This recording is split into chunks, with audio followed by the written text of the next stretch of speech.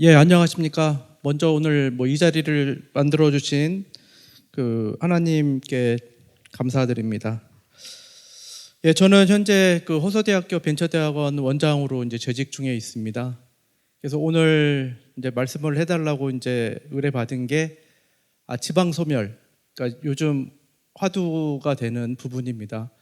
여러분들이 지금 구미 지역에 계시지만 구미 지역은 그나마 이제 다행이죠. 그래서 왜 다행인지는 제가 조금 이따가 말씀을 해드리겠습니다.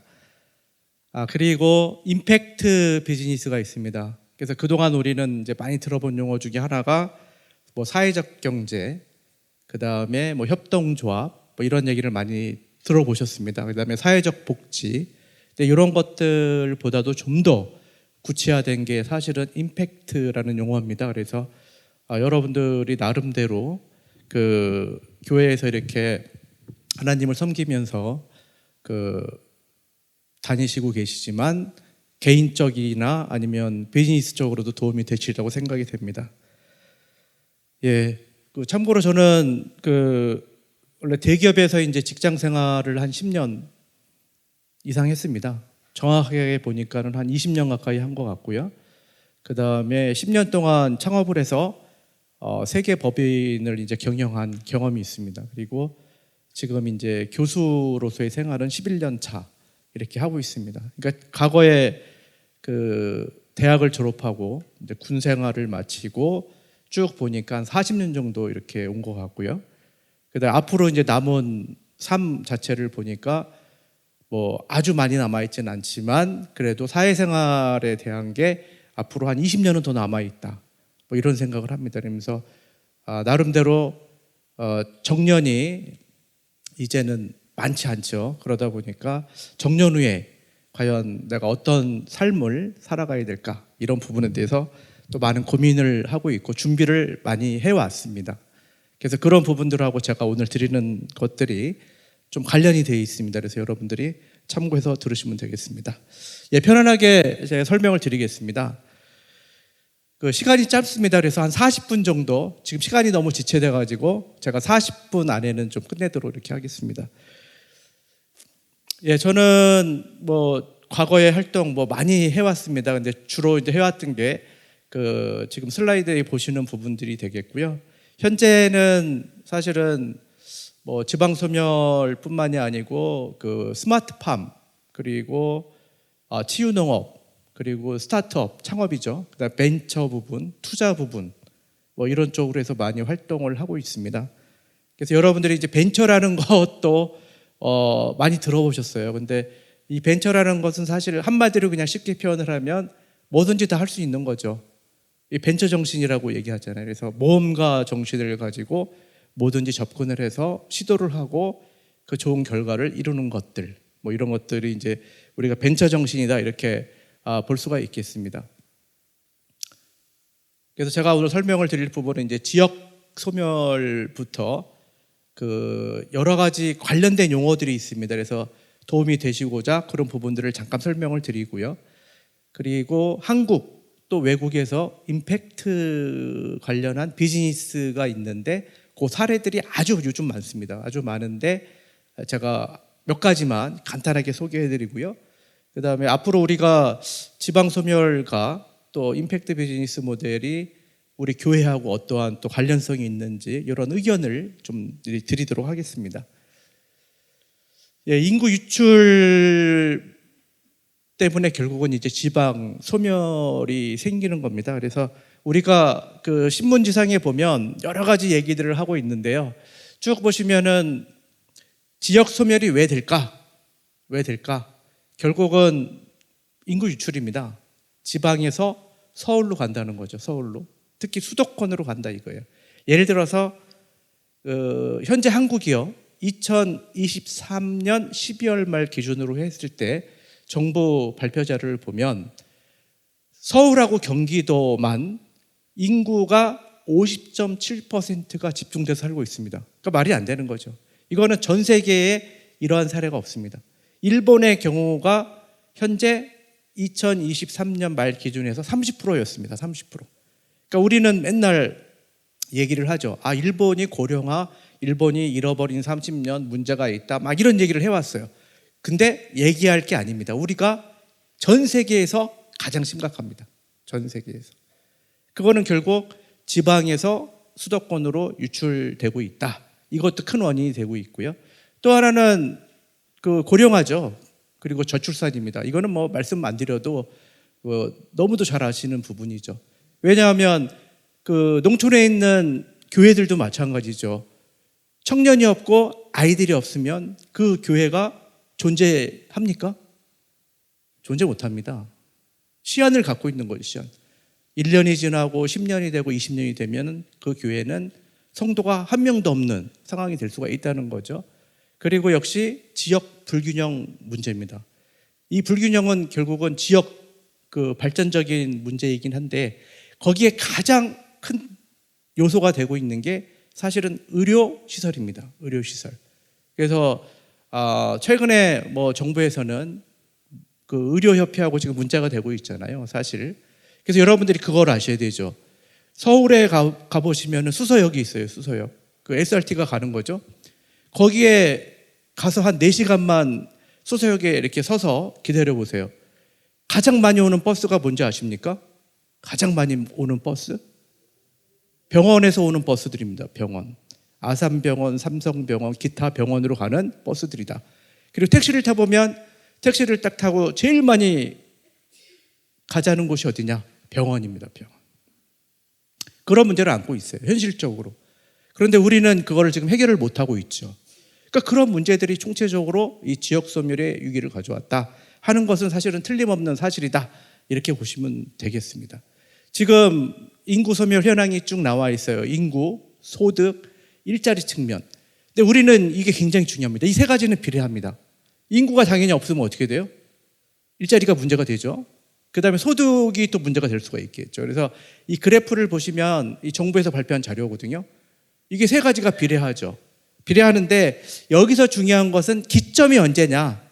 2022년, 2023년 기점으로 해서 이게 판도가 바뀌었습니다. 이미 지나갔죠. 지금은 2025년 1월입니다. 1월 24일. 그러니까 우리는 이런 거를 사실 10년 전에 15년 전에 예견을 했어요. 그럼에도 불구하고 우리는 준비를 많이 못했습니다. 뭐 정부를 탓할 필요는 없죠. 어쨌든 정부의 정책 위반자들, 우리가 선출한 국회의원들 이런 분들이 준비를 못한 거예요. 근데 그런 책임들이 누구한테 왔느냐? 우리 국민들한테 왔다 이거죠. 그래서 이제는 이러한 부분들을 인식을 하고 뭔가 의식이 바뀌지 않으면 정말로 버티기 힘들다 하는 게 제 개인적인 소견이기도 합니다. 그래서 현재 보시는 지표가 파란색과 지금 빨간색 라인이 추이가 바뀌어 있죠. 이거 심각한 거죠, 사실은. 이거 제가 하는 얘기가 아닙니다. 데이터로 딱 그렇게 나와 있다는 거고요. 이게 보시면은 과거에 2017년에서 2047년, 우리가 30년 후면은 지방의 상당 부분이 소멸된다. 이렇게 추정을 하고 있어요. 2047년에 온통 어떻게 되어 있습니까? 빨갛죠. 여기는 다 소멸된다 이런 얘기입니다. 소멸. 지역이 의미가 없다 하는 얘기거든요. 남아있는 데가 어디예요? 수도권 일부만 남아있습니다.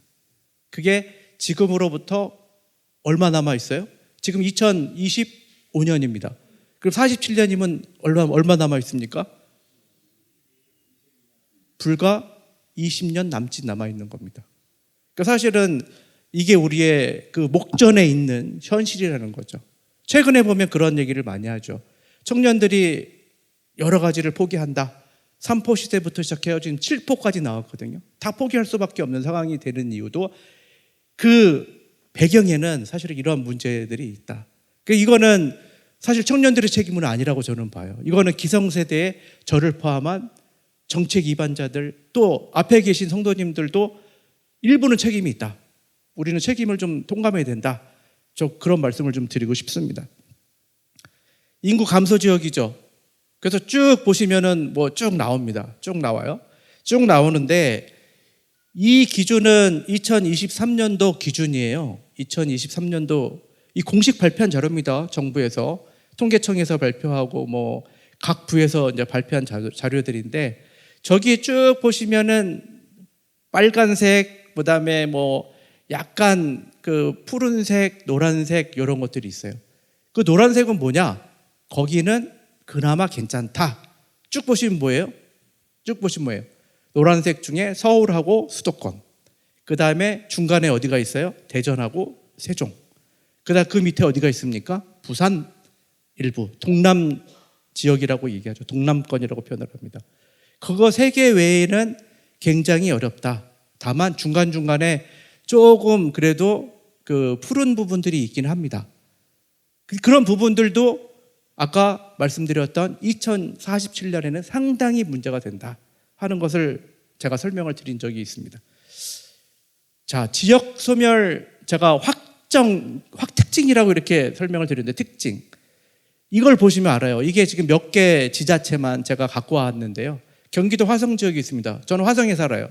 서울에 살다가 화성으로 간 지가 지금 10년 정도 됐습니다. 전원주택을 산 밑에 짓고 그냥 편안하게 살고 있습니다. 마음을 다 비우고. 그러니까 서울에는 재산이 하나도 없죠. 물론 저도 서울의 그 강남권의 음마 아파트도 살아보고 그 목동 아파트도 살아봤어요. 그래서 제가 목동 아파트를 지금 갖고 있었으면 20억, 30억 사이에 시세가 그렇게 조성이 되어 있습니다. 제가 매각할 시기는 8억 주고 매각을 했습니다. 근데 8억 주고 매각을 하니까 전원주택을 하나 질 수가 있었고, 땅을 조금 살 수가 있었고, 나름대로 이렇게 자금을 좀 활용할 수가 있었습니다. 그런 차이가 있는 거죠. 근데 여기에 보시면 그런 부분이 있습니다. 경기도 화성은 지표가 1.28로 나와요. 이 얘기는 무슨 얘기냐면, 경기도 화성은 아무런 문제가 없다. 색깔도 지금 그린으로 돼 있죠.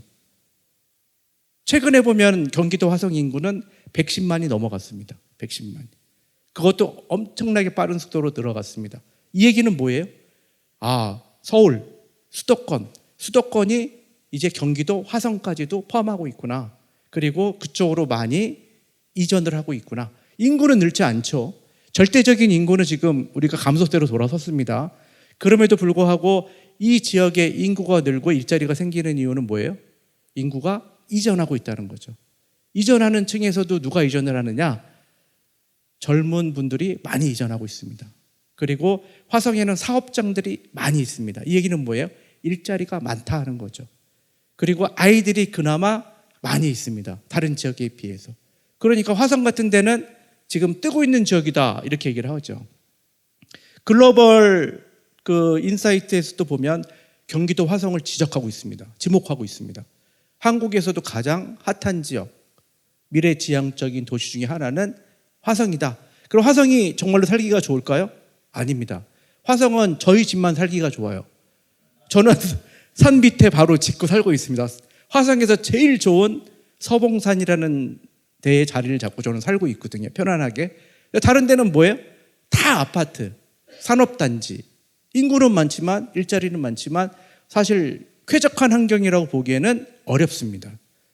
그럼에도 불구하고 세계에서 그 경기도 화성을 지목하고 있는 이유는 바로 인구가 증가하고 있다, 일자리가 있다 하는 부분이에요. 다른 이유가 아니라는 거예요. 충남 아산이 있어요. 충남 아산은 0.81로 나와 있습니다. 사실 1이 넘어가면 더 좋지만 0.81도 좋다 이렇게 볼 수가 있는 거죠. 왜? 아산도 인구가 늘어나고 있습니다. 그리고 산업체가 많아지고 있습니다. 그리고 땅이 넓습니다. 그러니까 무한한 나름대로의 발전 가능성이 있는 거죠. 그리고 천안보다 아산이 그나마 지대가 조금 시세가 낮아요. 그러다 보니까 천안에서 또 아산으로 이전하는 경우도 기업들이 많이 있습니다. 그러니까 이게 확장된다는 거죠. 확장. 이 얘기에서 제가 말씀을 드리고 싶은 거는 앞으로 서울, 다시 말하면 그레이트 서울이라고 얘기합니다. 그레이트 서울이 발생이 되는데 그레이트 서울의 범위는 어디까지냐? 서울, 경기도, 그 다음에 충청남도의 아산까지 들어갑니다. 아산까지. 그리고 경기도의 화성까지도 들어갑니다. 화성. 이게 그레이트 서울이라 해가지고 메가시티가 된다. 제1의 대한민국을 대표하는 메가시티로 조성이 됩니다. 이게 지금 트렌드예요. 어쨌든. 여러 가지 인구 소멸이 되지만, 지방 소멸이 되지만 서울의 그 부분들은 더 커진다 하는 거예요. 그렇다고 여러분들한테 서울로 가십시오 이런 얘기는 아닙니다. 뒤에서 그 이유를 제가 설명을 드리겠습니다. 그 전남 화순 0.28이죠. 아무리 여기에 뭐라고 지원을 하고 투자를 하고 정말로 획기적인 뭔가가 있지 않는 한 여기는 지방 소멸이 될 수밖에 없습니다. 경남의 거창, 장수 마찬가지죠.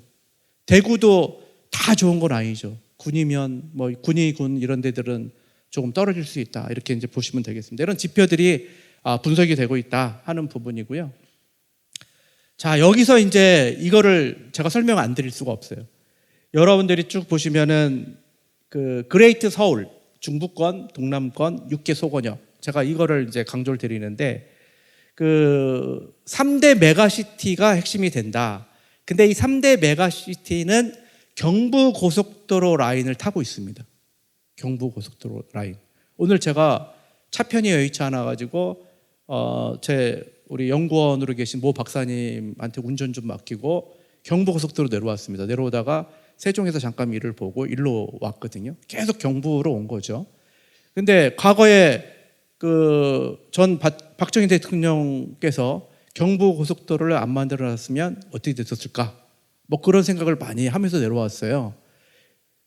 쭉 보니까 뭐예요? 3대 메가시티 중에서도 그레이트 서울이 있고, 하나는 대전, 세종 권역이 있죠. 또 하나는 뭐예요? 동남권이 있습니다. 부산을 포함하는 그런 동남권이 있고요.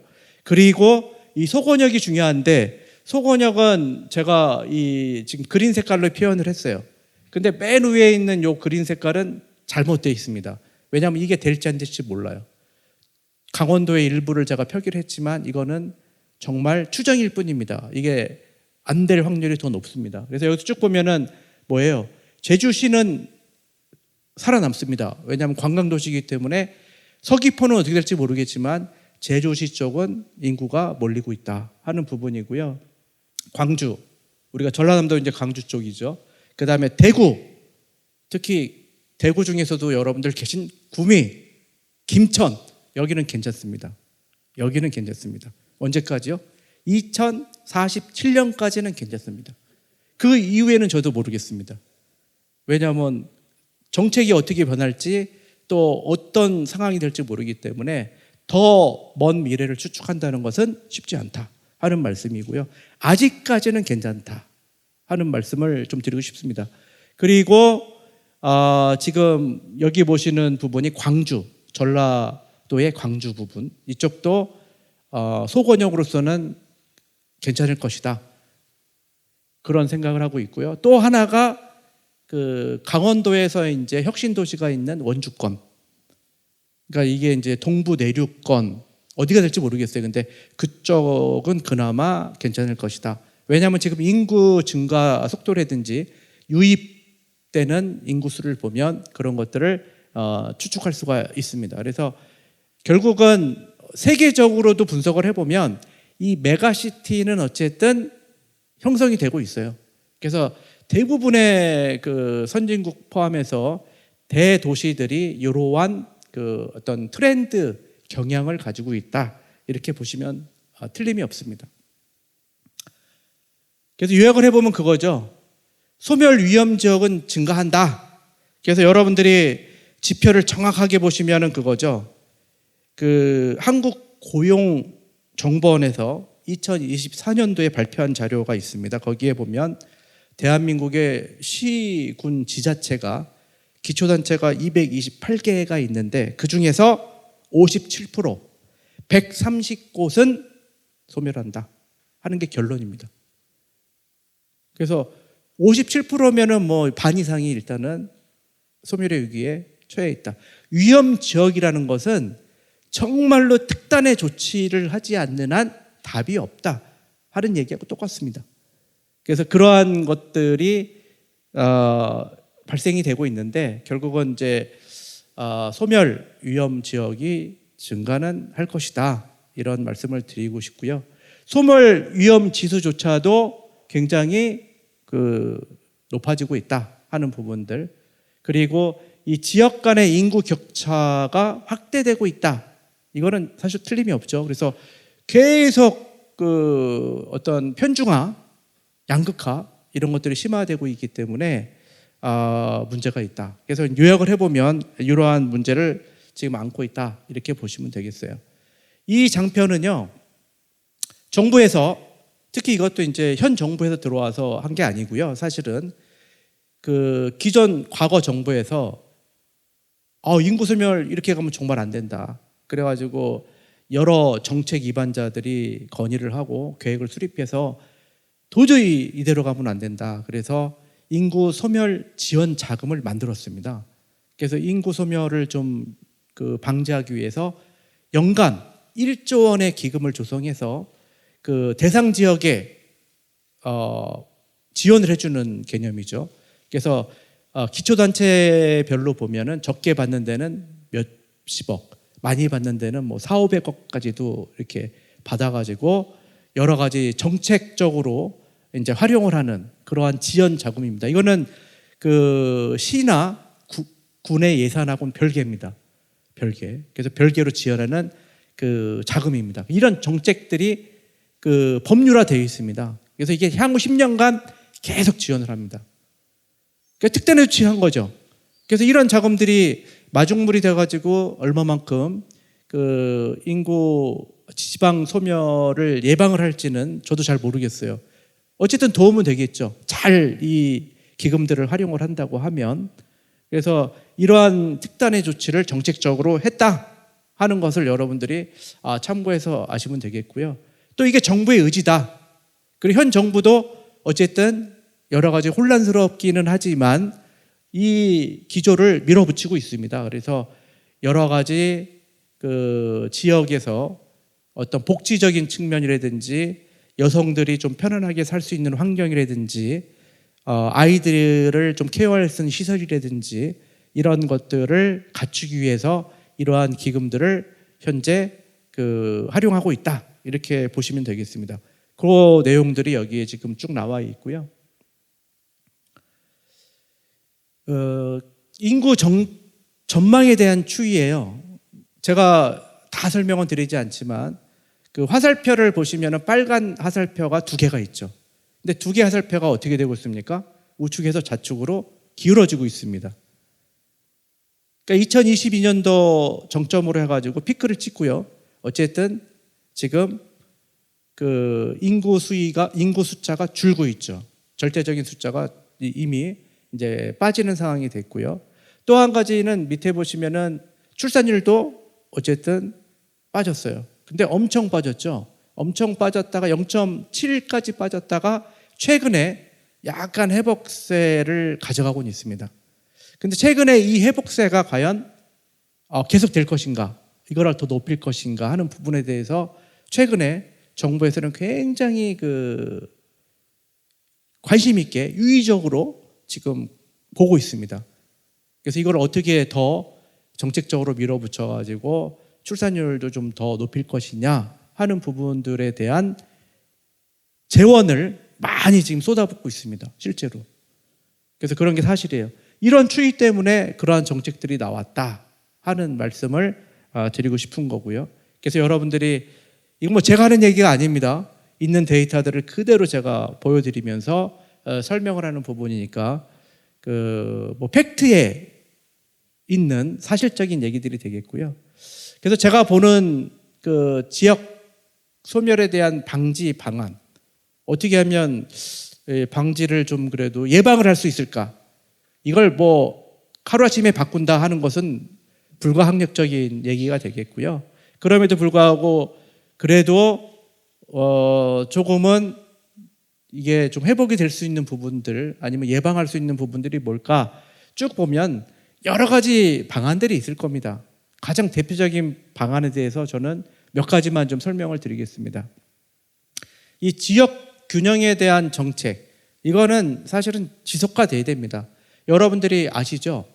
그 박근혜 정부 때 가장 사실 잘한 일 중에 하나는 뭐 잘한 일이 많이 있죠. 근데 그 중에 하나는 저는 혁신도시라고 생각이 됩니다. 그러면서 강제로 그 서울에 집중되어 있던 공기관들을 내려보냈습니다. 지역적으로.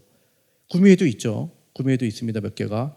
근데 이거는 정말 잘했다고 저는 생각이 돼요. 이것도 강제로 안 했으면 지금 정말 더 빨리 지역 소멸이 됐을 겁니다. 그리고 저는 그때 좀 아쉬웠던 게 하나가 뭐냐면 의료기관도 그냥 밀어붙였어야 되는데, 그러니까 병원을 그냥 이전시켰어야 돼요. 제가 볼 때는 뭐 삼성병원 너희는 일로 가고 너희는 일로 가고 해서 사실 이걸 밀어붙였으면 지금 더 나아졌을 것이다 하는 생각이 들고 있거든요. 어쨌든 공기관들이 지역에 오면서 그 지역의 경제에는 좀 도움이 됐고요. 그래도 일부는 많이 이전을 했거든요. 이사를 와서 가정을 꾸리기도 하고요. 또 지역에 있는 젊은 인력들이 거기에 취업을 하면서 나름대로 선순환적인 구조를 가져가고 있는 건 틀림이 없습니다. 물론 일부들은 또 출퇴근하는 분들도 있어요. 출퇴근하는 분들이 있습니다. 그래서 그런 부분들에 대해서는 정책적으로 이런저런 방법들을 계속 찾아내서 수립을 하고 지원을 해야 된다 하는 것은 틀림이 없는 얘기고요. 또 뭐 출산율 제고 당연히 해야 되고요. 이 정주 환경 개선이 필요합니다. 왜냐하면 지금의 MZ 세대들은 생각이 전혀 다르죠. 여기도 이제 기성세대 분들이 계시고요. 또 우리 MZ 세대가 계실 거예요. 근데 생각이 전혀 다릅니다. 그 생각을 바꾸려고 하면 안 되고 인정을 하고 그분들이 뭘 원하는지, 그분들이 정말 행복 추구를 하면서 본인들의 일을 하면서 나름대로 만족스러운 삶을 살아갈 수 있도록 해줄 건 해줘야 된다는 거죠. 그게 이 정주 환경입니다. 그래서 문화생활도 할 수 있는 인프라 구축이라든지 뭐 이런 부분들이 돼야 된다는 겁니다. 그래서 이런 그 지자체나 중앙정부에서는 지속적인 노력이 필요하고요. 또 하나는 산업 활성화죠. 이거는 일자리하고 관계가 있습니다. 일자리가 없으면 답이 없죠. 답이 사실은 집에서 놀고 있는데 그 답이 나오겠어요? 소득이 없는데 경제 지역 발전이 되겠습니까? 그건 말도 안 되는 얘기죠, 사실은. 그리고 인구 유입 정책인데 이 인구 유입 정책을 강제할 수는 없습니다. 왜? 민주주의 국가잖아요. 그럼에도 불구하고 어떻게 하면 인구가 그래도 내려와서 이렇게 좀 도움이 될 것인가 하는 부분들인데, 아까 박근혜 우리 정부에서 했던 것 중에 하나가 강제 공기관 이전, 이런 것들이 하나의 예가 될 수가 있어요. 그렇다고 모든 걸 강제로 막 할 수는 없지만 이런 유입 정책들을 좀 많이 마련해가지고 지자체에서는 노력을 해야 된다 하는 부분들이 되겠고요. 그리고 이게 제일 중요한 겁니다. 제가 서두에 그런 말씀을 드렸어요. 여기에 계신 분들이 다 책임이 있다.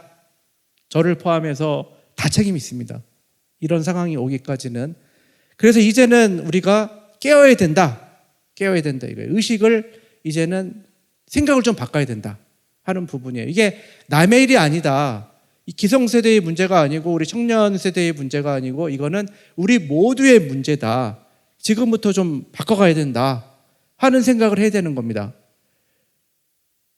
여러분들 요즘 뉴스에 보시면은 뭐 여러 가지 정치적인 문제들이 많이 있죠. 근데 저는 그 문제들을 정치의 덫이라고 저는 개인적으로 생각을 합니다. 정치의 덫이 결국에 가서는 뭐예요? 지금 현재의 우리 상황을 만들어낸 거거든요.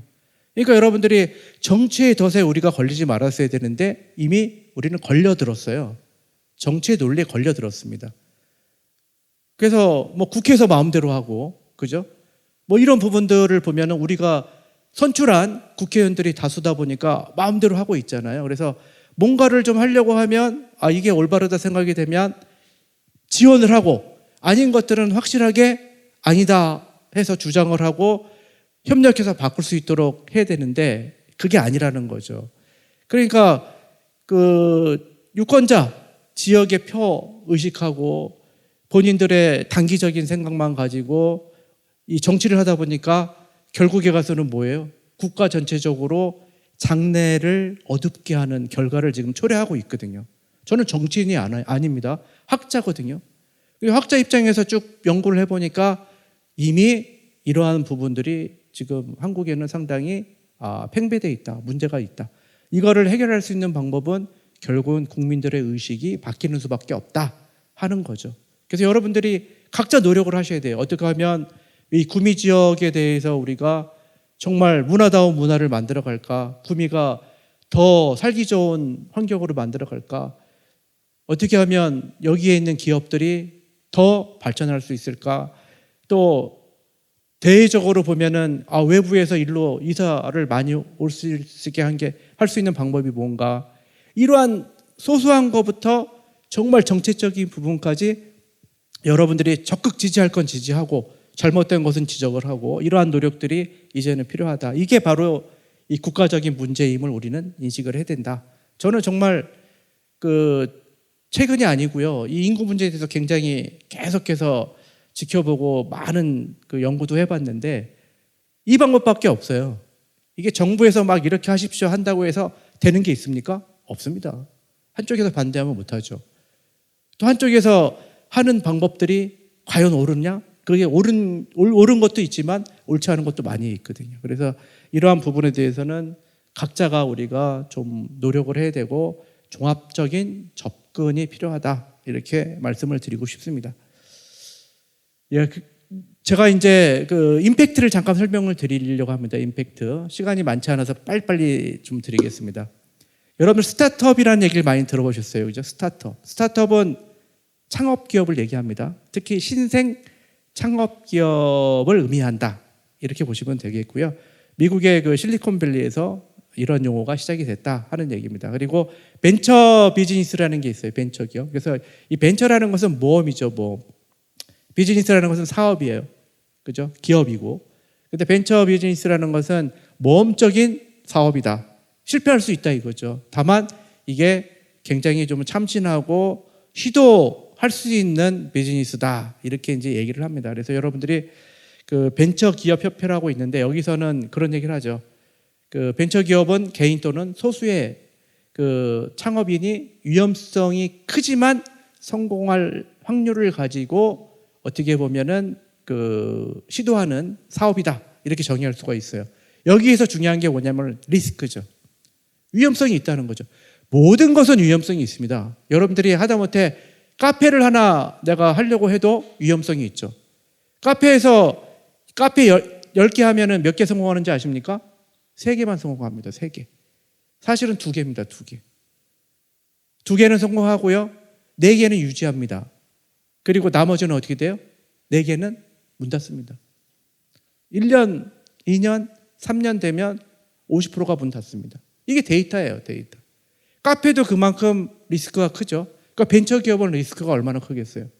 그럼에도 불구하고 이런 기업들이 어쨌든 계속 시도를 해야 된다는 거죠. 이게 사실은 임팩트하고 관련이 있습니다. 그래서 임팩트라는 게 이거예요. 임팩트를 정의할 때 그런 정의를 합니다. 임팩트라는 것은 사실 어떤 이 요소라고 볼 수도 있거든요. 요소라고 볼 수도 있는데 임팩트를 정의할 때 과거에 우리가 경제적 투자, 경제적 기업이죠. 사회적 경제 아니면 우리가 협동조합 아까 얘기했던 이런 것들 일부에는 이 임팩트라는 요소가 들어가 있어요. 근데 임팩트를 정의할 때 3가지를 여러분들이 기억하시면 돼요. 하나는 지속 가능성. 그러니까 지속 가능성이라는 건 뭐예요? 끝까지 간다 하는 거잖아요. 그러니까 여러분들이 카페를 한다고 해도 끝까지 갈 수 있는 카페를 해야 된다 이거예요. 쉽게 말씀을 드리면 하다가 많은 것들은 사실은 로스가 너무 큰 거죠. 그래서 이 지속 가능성을 보고 또 하나는 성장이 없는 것은 의미가 없잖아요. 그래서 이 성장 또 하나는 사회적 영향력입니다. 사회 문제를 해결할 수 있는 부분. 이 3가지가 사실은 임팩트 요소다 이렇게 얘기를 해요. 임팩트 요소. 그래서 이 3가지의 영향을 미칠 수 있는 것을 우리는 임팩트라고 얘기합니다. 그러니까 굉장히 어떻게 보면 포괄적이면서도 굉장히 좋은 얘기들이죠. 좋은 얘기들. 그래서 임팩트는 어떤 행위가 인간과 지구를 위한 이익을 얼마나 산출하는가 이것도 포함을 하고 있습니다. 환경적인 요소를 포함하고 있는 거죠. 환경적인 요소. 근데 여기서 중요한 건 뭐냐면 임팩트는 사회적 기업하고 달라요. 다른 이유가 뭐냐면 사회적 기업은 때로는 정부 보조, 정부 지원을 통해서 유지를 하고 손해가 나더라도 유지할 수 있는 방안이 있습니다. 근데 임팩트는 그게 아닙니다. 임팩트는 아까 뭐라 그랬어요? 성장을 전제로 하기 때문에 자생해야 되는 거죠. 자생. 그게 달라요. 다릅니다. 그래서 어떻게 보면 사회적 경제 요소가 들어가 있지만 기업적인 요소, 수익을 창출하는 기업적인 요소도 들어가 있다. 이렇게 이제 보시면 되겠고요. 그러다 보니까 중요한 게 뭐냐면 이익을 어떤 방법으로 얼마만큼 냈느냐를 명확하게 보여줘야 돼요.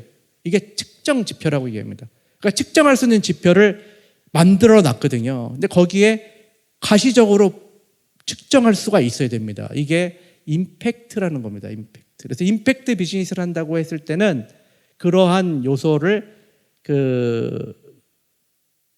포함하고 있는 것들이 임팩트 비즈니스다 이렇게 얘기를 합니다. 그래서 크게 보면 사회적 임팩트, 환경적 임팩트가 가장 많이 있습니다. 이 사회적 임팩트는 사실은 이 구미 지역에도 해당이 됩니다. 그래서 개인 문제 아니면 지역 사회의 어떤 문제들 뭐 이런 것들이 좀 생산적이면서도 어떤 여러 가지 좀 영향력을 미칠 수 있는 요소들 이런 것들이 다 포함이 되어 있다.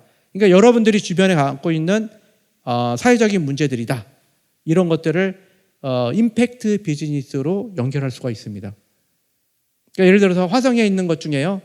노노카페라고 있어요. 노노카페. 이 노노카페는 65세 이상 되신 어르신들이 바리스타 역할을 합니다.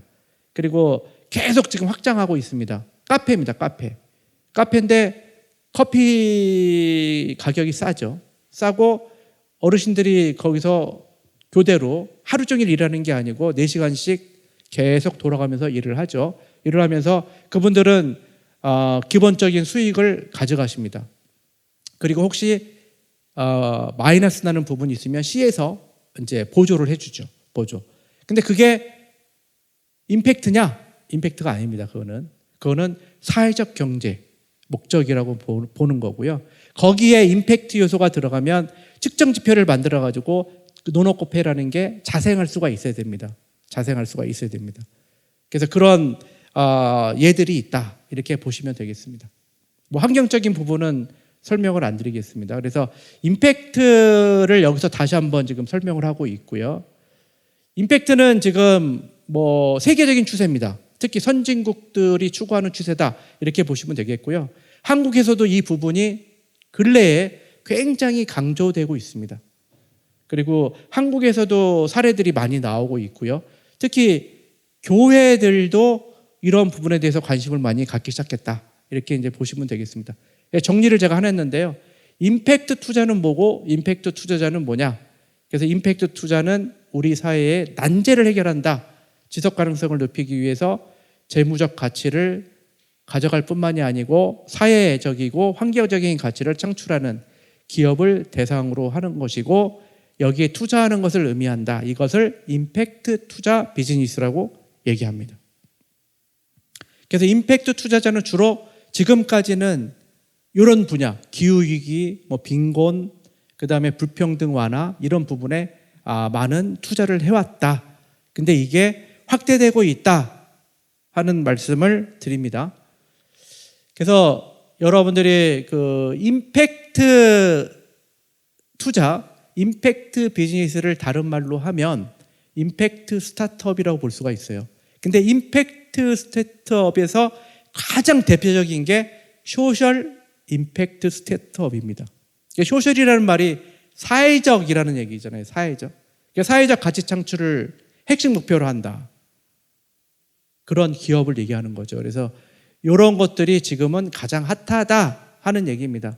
그래서 소셜 임팩트 스타트업들이 주로 하는 사업 분야가 사회적 약자 지원, 지속 가능한 환경, 기술 혁신, 교육 및 사회 문제 개선 뭐 이런 것들이 많이 포함되어 있다. 이렇게 이제 보시면 되겠습니다. 근데 여기에는 리스크가 항상 존재하고 있다. 근데 리스크가 존재하고 있으면서도 아까 뭐라 그랬어요? 수익을 측정할 수 있는 지표가 있다. 그래서 거기에 맞춰야 된다. 그래서 우리는 뭐라 그래요? 리스크는 있지만 리스크 측정을 통해 가지고 이것을 극복을 해내고 수익을 실현하는 부분, 이게 중요한데 이게 임팩트 투자 비즈니스다, 이렇게 얘기를 합니다. 그 100대 기업 그 지표를 가지고 제가 데이터 분석을 해봤는데요. 여기에 보시면은 어느 부분에 대해서 가장 많이 이 투자가 되고 있는지, 운영이 되고 있는지, 이런 부분들을 알 수가 있습니다. 그래서 그 100대 기업을 분석을 해보니까요, 대한민국의 100대 기업을 분석해 보니까 평균 9개 정도의 그 사회공헌 지표를 갖고 있고요, 연간. 그 다음에 10년 이상 이러한 그 사업을 지속한 부분이 약 37% 정도 되더라 하는 거예요. 그러니까 아직까지 회계 선진국 대비해서 굉장히 한국이 낮다, 이런 것을 볼 수가 있습니다. 그리고 사회 문제 중에서는 복지가 가장 많더라. 그리고 웰빙 부분이 좀 있고요. 뭐 교육, 훈련, 환경, 건강, 안전, 이런 부분들이 차지하고 있더라 하는 말씀입니다. 그 자료는 나중에 필요하시면은 뭐 달라고 하시면 저희 보내드리라고 하겠습니다. 그래서 그 참고하시면 좋을 것 같고요. 그다음에 생애 주기별로도 보니까 아동 부분이 제일 많더라. 아동 복지. 그다음에 어르신들. 그다음에 청년. 근데 여기서 한 가지 화두는 뭐냐면요, 이 청년에 대한 부분을 저는 더 높여야 된다고 생각이 됩니다.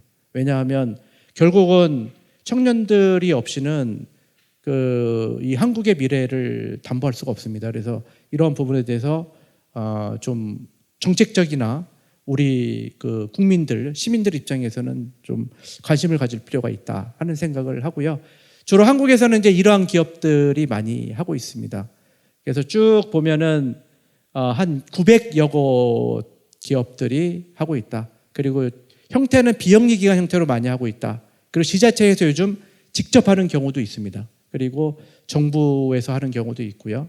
그다음에 투자 기관들이 하는 경우도 있습니다. 최근에 특이한 것 중에는, 과거에는 사회적 기업이 좀 많이 했어요. 근데 최근에는 이 투자 집단을 만들어서 하는 경우가 많이 나오고 있다 하는 말씀을 좀 드리고 싶고요. 그래서 쭉 보면은 뭐 이런 부분들이 있는데 참고해서 여러분들이 나중에 한번 보시면 될 것 같습니다. 이 사례인데요. 이 사례는 이 외국의 사례 중에서 이 투자 그룹을 만들어서 이 투자 그룹이 아까 임팩트 투자를 하는 이러한 사례들이 아주 많습니다. 아주 많아요. 그래서 한국에서도 보면 최근에 이러한 것들이 조금 나오고 있습니다. 조금 나오고 있어요. 그래서 여기 보시면은 눈에 띄는 게 있죠. 하단의 두 번째 보면 청년층을 위한 투자. 이런 부분들은 굉장히 사실은 우리가 좀 배워야 될 부분이기도 해요. 그래서 최근에 보면 은행이라든지 아니면 공기관에서 청년들한테 투자하는 부분이 많이 확대되고 있습니다. 네, 넘어가겠습니다. 그리고 우리나라 같은 경우는 현대자동차, 그 다음에 SK, 뭐 일부 대기업들이죠. 이런 데서 임팩트 스타트업 지원을 하고 있습니다. 여러분들이 혹시 청년들이 계시다고 하면 이런 나중에 비즈니스를 하려고 하면 거기에 보면 공모가 뜨거든요. 그럼 보통 7천만 원, 1억 원 막 이렇게 지원을 해주는 제도들이 많이 있다 하는 부분을 말씀을 드립니다. 물론 이 임팩트 비즈니스 모델에 한해서 그렇게 지원을 한다 하는 말씀이고요. 이거는 지자체에서도 하는 경우가 있습니다. 그래서 제가 조사해 보니까 대구시가 펀드를 만들어서 하고 있더라고요. 대구시. 그리고 경기도에서도 일부가 하고 있고요. 그래서 이러한 사례들이 국내에서도 있다 하는 말씀을 좀 드리고요. 이 소셜 임팩트를 아까 제가 강조를 했는데, 소셜 임팩트 사례가 굉장히 국내에 요즘 많이 나오고 있어요. 많이 나오고 있습니다. 그래서 제가 2개만 넣었는데, 이 임팩트 스퀘어라는 데가 있고 로트웍스라는 데가 있습니다. 그래서 여러분들이 나중에 한번 보시면 이 도움이 벤치마킹을 할 수 있는 대상 기업들이다, 이렇게 보시면 되겠고요. 이 글로벌 임팩트 스타트업 투자 추이는 증가하고 있습니다. 그래서 임팩트 유니콘들이 최근에 보면은 굉장히 많이 늘어났습니다. 여기도 데이터가 쭉 나와 있죠. 과거에 비해서 엄청나게 수가 누적되고 있고 257개인가요? 2023년 기준으로 해서 나왔다. 그러니까 임팩트 유니콘이라는 게 매출 기준 10억 달러거든요. 연간. 그러면 한국 돈으로 환산하면 1조 4천억 원 정도의 매출하는 기업들이 많이 나오고 있다. 그래서 그 성장 추이가 아주 가파르죠. 쭉 올라가잖아요. 그래서 이러한 것들이 세계적인 추세다 하는 말씀을 드리고 싶은 거예요. 그러니까 이거는 한국에서도 당연히 이러한 부분들을 해야 된다. 그래서 일반 우리가 이제 스타트업하고 이 임팩트 스타트업은 확연하게 다르다 하는 것을 거기에 제가 적어놨는데, 이 부분들은 제가 지금까지 설명드린 내용들을 요약한 표다, 이렇게 이제 보시면 되겠어요. 그래서 차이가 좌측과 우측에 정확하게 있다 하는 부분이고요. 예, 종합적인 부분인데요. 대한민국 어디서나 살기 좋은 이제 지방 시대를 만들기 위해서는 결국은 그 지방 소멸을 어느 정도 예방을 해야 됩니다. 그러니까 아까 메가시티를 얘기했는데, 이 메가시티가 됐을 때 이게 좋다 나쁘다, 제가 볼 때는 좋지 않습니다. 왠지 아세요? 다른 지역은 다 소멸된다는 것을 전제로 하고 메가시티가 만들어지는 거거든요. 그래서 이건 바람직하지 않습니다. 그래서 이 대한민국은 어디서나 살기 좋은 지방시대를 열어가야 되는데, 그렇게 하기 위해서는 아까 우리 모두가 생각을 좀 바꿔야 되고 의식을 가지고 여러 가지 측면에서 종합적으로 좀 노력할 필요가 있다 하는 말씀이 사실 핵심이고요. 뭐 여기에 보시면 청도군, 단양군, 뭐 하동군 이런 데서들도 이런 노력들을 하고 있지만 이걸 좀 더 확대해야 됩니다. 이러한 부분들을. 그래서 그러한 것들이 필요하다 하는 얘기고요. 그래서 예방할 수 있는 전략이 뭐냐? 역시 지역경제 활성화고요. 일자리 창출인데 이게 사실은 교육과 연계되는 방안들, 그다음에 주거, 뭐 생활 환경 개선, 그다음에 그 여러 가지 그 정책 강화, 특히 가족 정책. 그 우리가 외국인들도 이제는 받아들일 때가 됐습니다. 받아들여야 됩니다. 그래서 한국은 어차피 이제는 다문화입니다. 다문화. 그래서 이걸 적정하게 받아들이면서 같이 협력할 수 있는 사회로 가지 않으면 한국은 글로벌 경쟁력을 잃게 된다 하는 부분을 말씀드리고 싶고요. 지금 아까 경부고속도로를 얘기했고 우리가 SRT나 KTX를 얘기했습니다. 이 축이 가장 핵심 축이 경부잖아요. 그러다 보니까 그 지역은 괜찮다 이렇게 말씀을 드린 거거든요. 그래서 인프라 개선입니다. 인프라 개선. 그래서 그런 부분들을 예방 차원으로 말씀을 드리고, 또 뭐 커뮤니티 활성화라든지 정부 또 민간의 어떤 협력 강화라든지, 그다음에 정주의식, 그다음에 지속 가능성 뭐 이런 부분에 대해서 제가 말씀을 드립니다. 그리고 임팩트 비즈니스 전략의 핵심 요소는요, 딱 5가지입니다.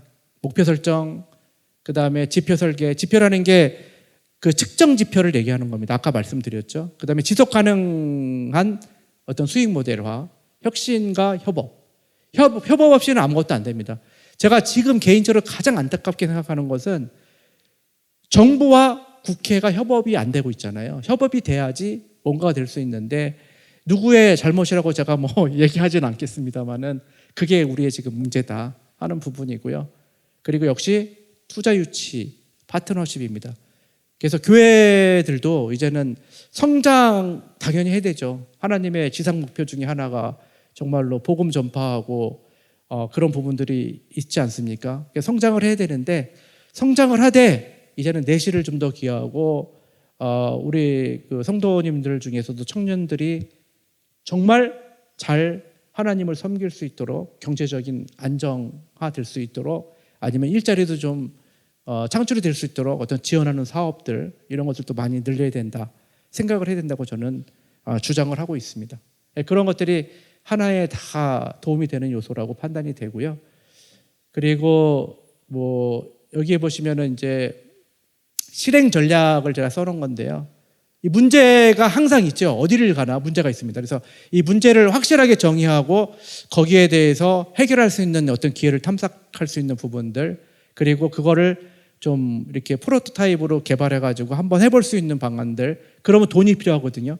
그래서 기관이나 정부나 아니면 지역에서 그 어떤 마중물 역할을 할 수 있는 자금 지원을 해가지고 성장의 계기를 마련해주는 역할, 이런 것들이 필요하다고 판단이 됩니다. 그리고 확장 가능성 당연히 검토가 되고요. 그다음에 임팩트 평가를 통한 어떤 개선, 이게 피드백이죠. 그래서 이런 부분들을 강조를 드리고 싶습니다. 예, 마지막인데요. 제가 의견으로 이제 드리고 싶은 말씀은 거기에 딱 적어놨어요. 이 데드 크로스, 우리나라의 지방 소멸은 한계가 온 게 있어요. 첫 번째 한계는 인구가 감소하고 있다. 자연 인구가 감소하고 있습니다. 그러니까 돌아가시는 분보다 출생률이 떨어지니까 인구는 당연히 줄어요. 그런데 이걸 보완할 수 있는 방법은 많이 있습니다. 다문화가 있고요. 또 이거는 사실은 조금만 노력하면 완화시킬 수가 있거든요.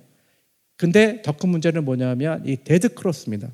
우리가 주식 투자에서 얘기하는 부분이 데드 크로스거든요. 그래서 이동 평균선이라고 얘기해요. 단기적인 이동 평균선이 있고 중장기적인 이동 평균선이 있는데, 이게 단기적으로 우리가 이렇게 예측을 했고 단기적으로 이렇게 예측을 하면서 추이를 가져갔는데, 단기 이동 평균선이 갑자기 훅 떨어지는 겁니다. 갑자기 훅 떨어져요. 그러면은 중장기적인 예측을 할 수가 없습니다. 우리가 요즘 많이 쓰는 용어가 뭐예요? 예측 불확실성. 예측할 수가 없다 이거잖아요. 똑같습니다. 그러니까 우리는 지금 이 지방 소멸, 지역 소멸 뭐 이런 것을 예측할 수가 없는 상황이 돼버린 거예요. 이게 맞는 게 아니에요. 제가 하는 얘기도 근거에 의해서 다 말씀은 드리고 있지만 이게 맞는지 안 맞는지 또 어떻게 바뀔지 이걸 모르는 거예요. 왜? 너무 빠르니까. 30년을 예측했는데 아까 뭐라 했어요? 20년 보기 힘들다. 앞당겨질 수 있다. 이런 말씀을 드렸잖아요. 이것 때문에 지금 그런 거죠. 너무 급격하게 떨어지는 요소들이 있기 때문에 이걸 갈피를 잡기가 굉장히 어려운 부분들이 있다. 그래서 이런 어떤 그 정부나 민간이나 우리 국민들이나 모든 의식이 사실 전환돼야 될 때다. 그렇지 않으면 우리는 이 기회마저도 놓치게 된다 하는 게 제 개인적인 주장입니다. 그리고 소셜 임팩트 비즈니스는 세계적인 추세임을 여러분이나 저나 아셔야 됩니다. 제가 서두에 말씀드렸죠. 현재는 교수 생활을 하고 있어요. 제가 이제 6년이 남았는데, 그럼 6년 후에 제가 65세의 정년이거든요. 65세. 그러면 65세 이후에 제가 집에서 놀아야 됩니까? 아니죠. 일을 하는데 청년들의 일자리를 뺏어서 제가 합니까? 아닙니다. 65세에 맞는 일을 저는 더 해야 된다고 생각합니다. 물론 하나님도 섬겨야 되고 교회에 봉사도 해야 되고 사회에 봉사도 해야 되고, 그러기 위해서는 뭐예요? 저도 소일거리를 하면서 제 주체에 대해서 사회적인 봉사, 또 약간의 수입 창출 이런 것들이 필요하겠죠. 거기에 필요한 게 뭐냐? 바로 소셜 임팩트 비즈니스입니다. 저는 그거를 계획을 잡아놨습니다. 그래서 이게 사회적 가치, 비즈니스, 창업, 임팩트, 스타트업 다 연결이 되는 부분들이거든요.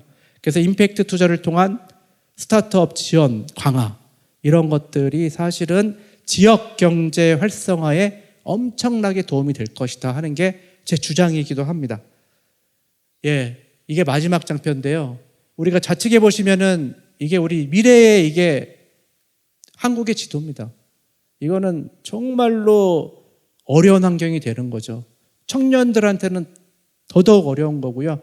이것 때문에 청년들이 지금 포기하는 것이다. 제가 이렇게 말씀을 드렸잖아요. 그래서 결국에 가서는 나이가 많건 나이가 어리든 청년이든 고령자든 기성세대든 젊은 세대든 누구를 탓할 게 아닙니다. 제일 중요한 거는 서로가 협력하는 게 중요하고요.